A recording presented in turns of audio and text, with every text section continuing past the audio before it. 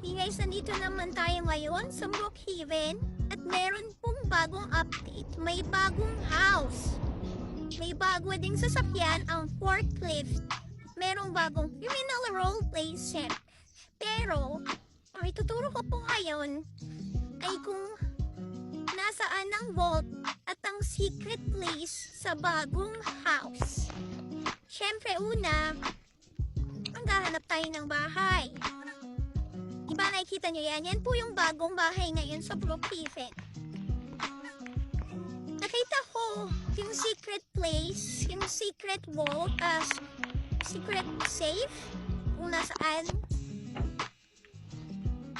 Kanina lang, pag-try ko. Ito siya. Ito po siya. Pipiliin natin siya and then, ayan. Makikita natin. Isa siyang warehouse.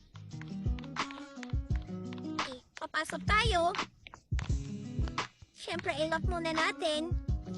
And then, so kung makikita niyo po, wala siyang laman. Umikot-ikot lang ako dito kanina. Pindot ng kung ano-ano. Kasi parang hindi ako naniniwala na ito lang yung laman. Dito, sarado siya. Pero para mabuksan mo siya is kailangan mo itong pindutin twice.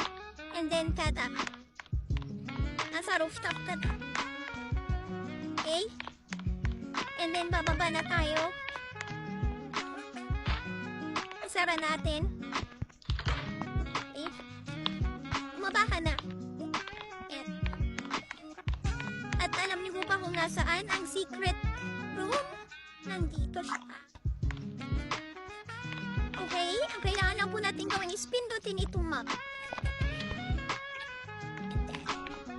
This is the secret room. Ay, may nakita pala ako dito. Wait lang. Bago natin, isara ko muna. Bago tayo pumasok doon, meron akong nakita dito sa banda dito. Kaya lalong ako naghanap kasi meron dito nakasulat. There's a letter there. So, titingnan natin kung ano yung pinasa ko yan.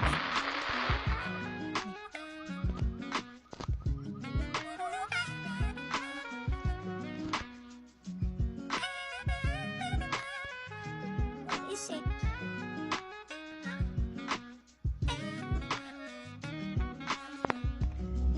Wait.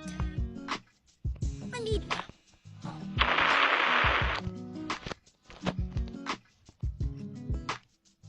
Yan. Basahin natin. Ang nakalagay po is, while investigating a local ring of criminals, they got a tip that agency meetings are being held at this location and only the super wealthy are allowed. Isa na namang lihim. So, papasok na po tayo dito. Isara natin kasi baka biglang may dumating. Diba? This is a secret room. Okay, this is... Okay, nakikita niyo po.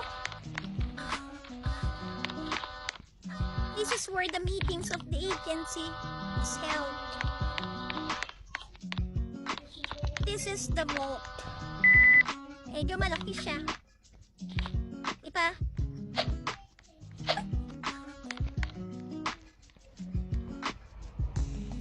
Buksan ka dito. Yung buksan na lang natin.